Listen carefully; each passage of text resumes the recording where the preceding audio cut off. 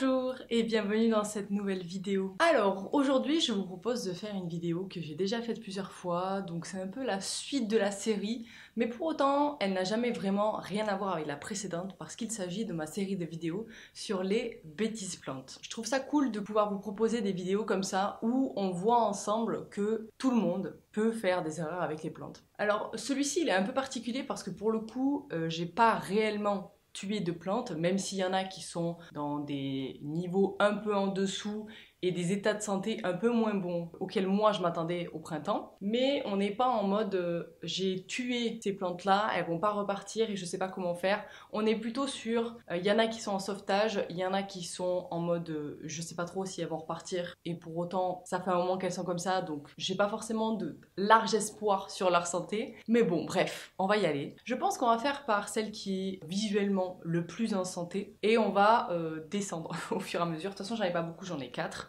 On va commencer par mon philodendron Birkin. Alors en soi mon philodendron Birkin, vous allez le voir, il n'a pas l'air en si mauvaise santé. En fait mon philodendron Birkin, il est dans ma chambre, plus lumineux mais fond de pièce. Et c'est une plante qui a énormément souffert des attaques de trips il y a tard l'époque, 2 ans je crois.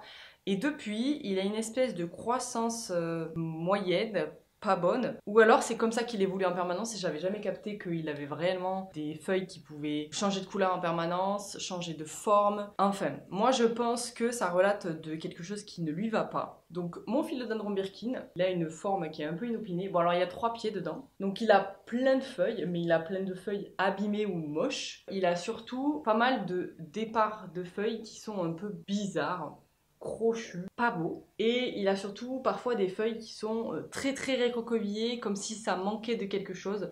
Alors, c'est une plante qui est à côté de mon gros Dieffenbachia, donc c'est une plante qui a de l'eau, souvent, en fonction de ses besoins. C'est une plante qui a de l'engrais aussi en permanence. Donc c'est une plante que j'ai pas rempotée depuis un moment. Peut-être que ça peut être en fonction de ça, mais pour autant, comme elle a de l'engrais, je suis pas sûre que ce soit ça. Moi, je pense plutôt que l'endroit lui convient plus trop, qu'il va falloir que je lui trouve une nouvelle place à la rentrée, et que peut-être éventuellement je vais devoir séparer les pieds, peut-être qu'ils se prennent trop de place entre eux ou trop d'énergie, je sais pas trop. Mais en tout cas, visuellement, c'est pas une plante qui est en mauvaise santé parce qu'elle est bien verte, il y a plein de feuilles et tout ça, et elle pousse en plus. Mais en fait, à l'intérieur, quand on regarde un peu plus en détail, ben en fait, on a des feuilles qui sont pas très jojo, qui galèrent un peu à sortir. Mais pour autant, vous voyez là, j'en ai des nouvelles. Celle qui est à côté de mon nez, quand elle est sortie, elle est pas moche quoi. Elle est pas super colorée, donc c'est-à-dire que peut-être elle a un peu moins de lumière à dispo. Mais voilà, moi je pense que c'est surtout celle du bas qui pompe un peu trop d'énergie peut-être à la plante et qui ont besoin d'être retirées. Je sais pas trop. Et peut-être que le tronc a besoin d'être un peu plus enfoncé dans la terre aussi pour qu'il puisse faire des racines. Voilà. Si jamais vous avez un Birkin et que vous avez ce genre de réaction, n'hésitez pas à me dire. Moi je sais qu'avec des maladies c'est un peu compliqué pour lui et qu'il est un peu longué à repartir. J'en avais offert un à ma maman et celui de ma maman il est vraiment en mauvais état. Mais pour autant il y a un tronc je crois qui a survécu et il repart. Le mien il est toujours là mais réellement il n'est pas... C'est pas le plus beau Birkin que j'ai vu de ma vie quoi. Mais il est vivant, ok, et il pousse donc ça va. Voilà pour mon Birkin. Et moi, je sais pas trop ce que je vais faire. Si, peut-être que je pense que je vais prendre le temps de le déplacer à la rentrée, essayer un autre endroit pour lui. En tout cas, j'ai déjà fait du surfaçage, donc j'ai rajouté de la nouvelle terre pour qu'il puisse s'en sortir. Maintenant, on va croiser les doigts. Je sais que là, cet été, je vais pas avoir de grandes surprises et que ça va aller pour lui, mais je sais pas si... Je pense pas qu'il puisse dépérir parce que je lui apporte tous les soins nécessaires. Donc voilà, c'était mon petit Birkin, qui n'est pas si petit en fait finalement. Donc ouais, comme vous avez pu le voir, c'est pas une plante qui est vraiment en très mauvaise santé, mais c'est une plante qui... J'ai pas forcément fait de bêtises dessus, mais je sens qu'il y a un petit moins bien et que on n'est pas sur une pente descendante, on est sur une stagnation et que je pense qu'il y a quelque chose à faire pour l'améliorer. En deuxième, on va prendre une plante qui est encore en terre parce que les autres le sont plus ou moins, vous allez voir. J'avais envie de vous parler de mon mamey, donc c'est un philodendron. Alors là pour le coup, je sais ce qui s'est passé, j'ai eu une très grosse attaque d'acariens, d'araignées rouges. Le mamey, c'est relou parce que je l'aime énormément. Mais c'est pas du tout une plante qui va chez moi. Donc je l'ai taillé, c'est-à-dire que j'ai fait une bouture de tête et là il a ramifié, donc il est reparti. Actuellement, je l'ai placé dans ma chambre et il est à côté de l'humidificateur. Pas d'acarien à l'horizon, mais ça ne saurait tarder. Je vois des piqûres quand même, donc c'est possible qu'elles soient toujours présentes, les araignées rouges.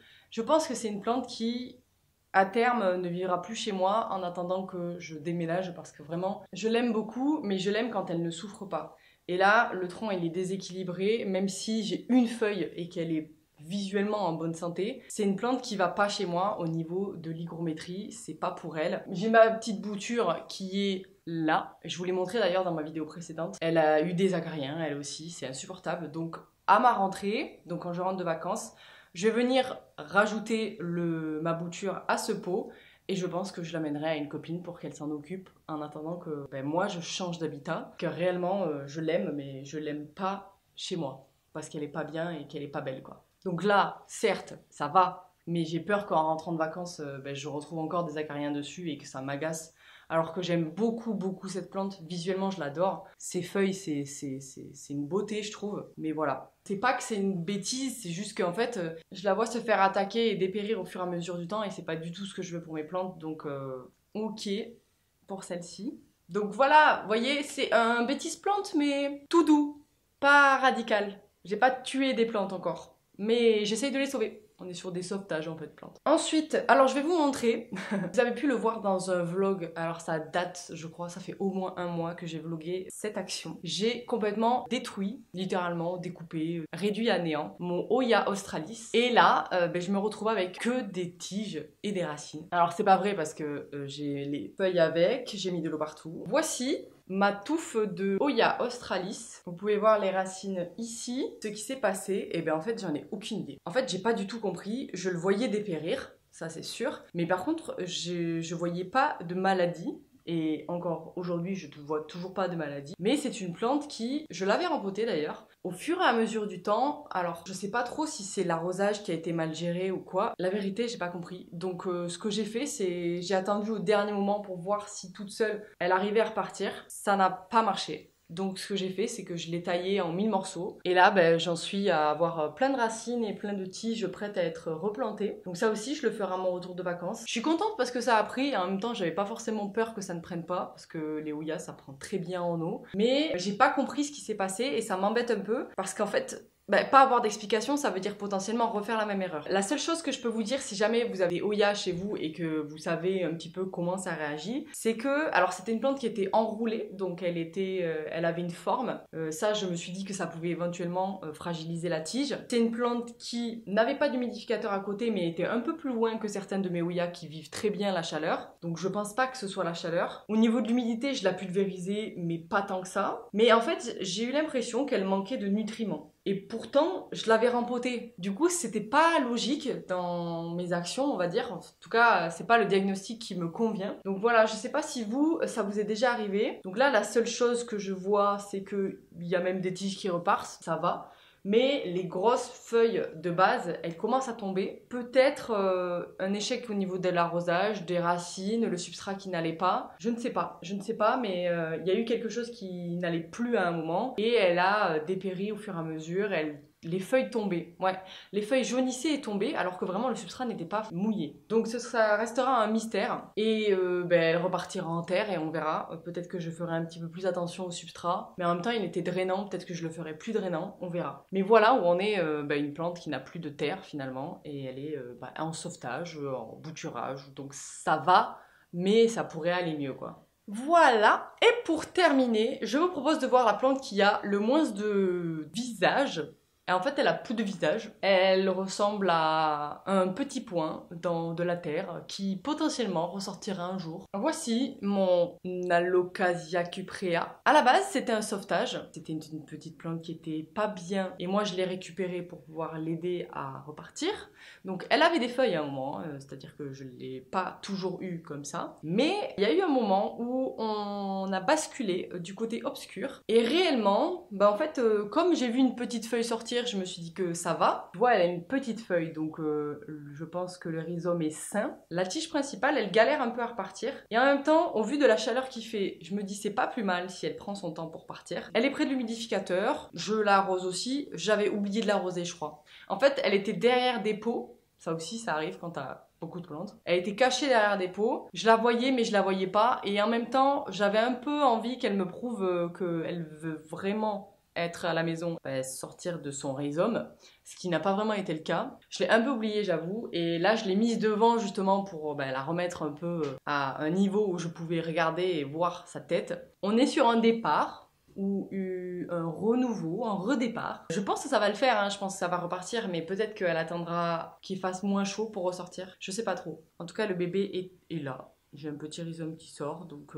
je pense qu'elle est vivante. Ça se voit, hein. C'est-à-dire qu'il y a de la vie, hein. Le rhizome n'est pas mou, on voit qu'elle essaye de sortir, donc peut-être qu'à mon retour de vacances, j'aurai une petite tige, qui sait. C'est un peu ce que j'attends réellement de toutes mes plantes, c'est que j'arrive et qu'elles soient toutes en mode « Waouh, c'est la fête, on a des feuilles partout !» Et pour certaines, j'ai pas trop forcément d'envie et pas d'espoir parce que je sais que ça a marché, mais en plus elle est mignonne, je l'aime trop le Cyprea, mais c'est vrai que pareil, ça manque un petit peu d'humidité. Donc là, elle est collée à l'humidificateur et je pense qu'elle a manqué un petit peu de ça et c'est pas grave. Mais ça va repartir, c'est ça qu'il faut se dire. Voilà pour ce petit épisode de Bêtises Plantes. Je fais encore un disclaimer et un rappel, mais si vos plantes ont un peu de moins bien parfois, écoutez, c'est comme nous, hein. Il y a des moments où elles sont peut-être moins adaptées à la chaleur qu'elles doivent supporter, à la fraîcheur, au manque d'humidité, au trop plein d'humidité. Ça vit, une plante, ça vit, et c'est pour ça que le philodendron Birkin, au début, j'avais hésité à vous le montrer, mais je trouve que c'est intéressant de vous montrer quand moi je sens qu'il y a un petit moins bien dans la plante, mais pour autant c'est pas parce que visuellement elle est pas parfaite qu'elle est pas en bonne santé. Je pense qu'elle est en bonne santé, mais je pense qu'elle pourrait aller mieux. Et les plantes, ce sont des êtres vivants, et les êtres vivants, ils ne sont pas tout le temps parfaits. Mais voilà, vous comprendrez que c'est pas parce que votre plante elle est pas parfaitement comme sur les photos sur les réseaux sociaux qu'elle est pas bien.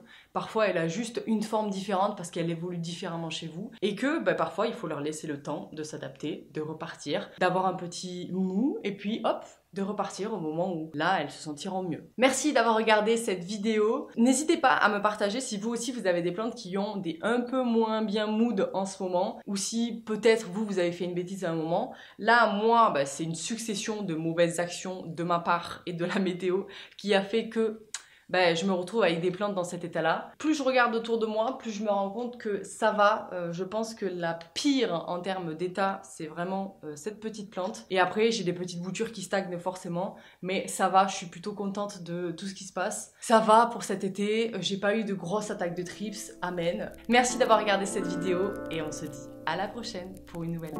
Salut!